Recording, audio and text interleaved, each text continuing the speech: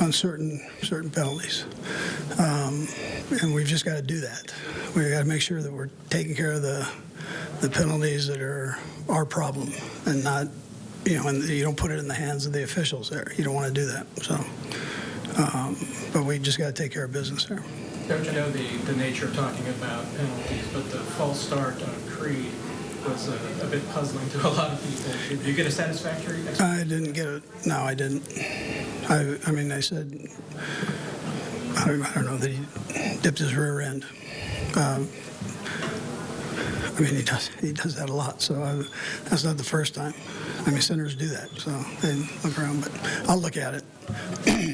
I got that and a different answer from someone else, so anyways, that's what it is.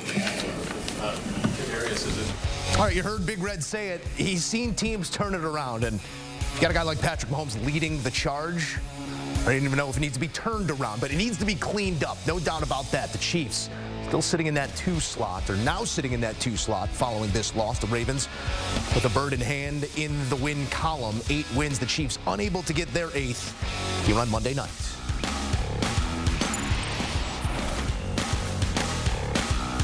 And it was a tough night for the Kansas City Chiefs, specifically in that second half. 3 consecutive weeks without second half points. Well, they had 6 right there, but out of the hands of Marquez Valdez-Scantling went their hopes here on Monday Night Football. And from where we take you back out to Arrowhead, where CBS Sports lead NFL insider Jonathan Jones is standing by. JJ, the questions posed to Andy Reid and the questions posed to the Eagles far different following this result. Take us into that Eagles locker room where you just emerged from moments ago. The tenor in there, was it one of revenge complete?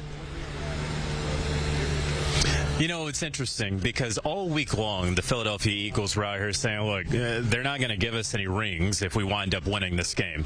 And in fact, I was in the locker room. I can confirm there were no rings given out, no Justin's party, if you will, in that locker room. It felt oddly, it's like a sense of relief, right? That the Eagles, knowing good and well that they are at the top of the NFL, relieved that they proved it, relieved that they were resilient, relieved that they won together. Those were some of the words that Nick Sirianni used in his post-game press conference. This is an Eagles team that, of course, down 10, almost mirrored the Super Bowl from last year. Don't forget, the Eagles were up 10 in that Super Bowl, right? And so for them to come back and claw back, not on a neutral site on a slippery field, but at Arrowhead Stadium, right? To come in here and hold Patrick Mahomes in this offense to 0 points. Look, a lot of folks are going to talk about that Marquez Valdez-Scantling drop. As well they should. But also, 2 of the best players on earth made gigantic mistakes in this game. Patrick Mahomes with the end zone interception to Kevin Byard, and of course Travis Kelce getting the ball punched out in the red zone. Those are massive mistakes, not by no-named wide receivers and a group of guys that are trying to replace Tyreek Hill 2 years later, but by the best players in the world. So, you can talk about penalties and you can talk about a costly drop there at the end, but the best players on this Chiefs team also have to wear this loss to the Philadelphia Eagles. Yeah, no rings, but they walk with a bit of that Arrowhead turf here on Monday Night Football. Those Eagles coming away with a massive win, remaining just a 1-loss team, and the 1 loss still inexplicable, but different conversation for a different day. Let's talk about the talk right now. Marquez Valdez-Scantling, that drop, 1 of 3 on the final drive, 1 of 5 on the night. I asked you pregame about a growing concern about the lack of downfield targets in this offense. May we revisit that concern? What was the sort of feel you were getting on the tail end of this loss? Talked with Brandon Graham at his locker after the game, and he said, look, we're a pretty good team, and we made some plays, and also, let's be honest, they missed some of those plays. That's a player right there to win the game. I don't think there's any question about it. Look, I don't know if it was the wetness that was out here. I don't know if it was a difficult ball to catch and all those things, but really that's exactly the way that the season has gone for the Kansas City Chiefs. That's the way that this season has gone for for Patrick Mahomes' pass catchers or would-be pass catchers. We talked in pregame, Joe, and what this Chiefs team has really missed out on, as well as, of course, some sort of reliable target that's not named Travis Kelce, is that guy that Juju Smith-Schuster was, understanding what to do to defenses to either free himself or free up Kelce on the opposite side.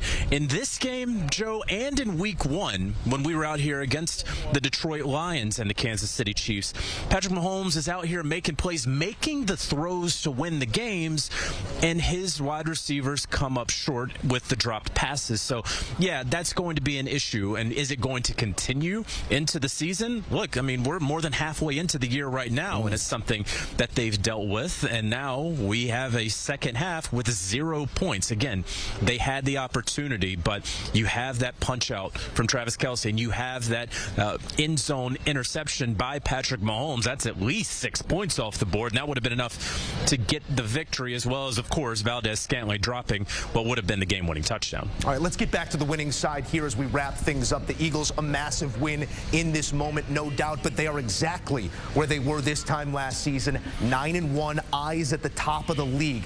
As you assess this team relative to last year's, do you see a more complete, prepared football team than we did a year ago in Philadelphia? Yeah, that's a great question, Joe. And I know there's been a lot of questions around this offense, right? Around offensive coordinator Brian Johnson. And after having to replace Shane Steichen, now the head coach with the Indianapolis Colts.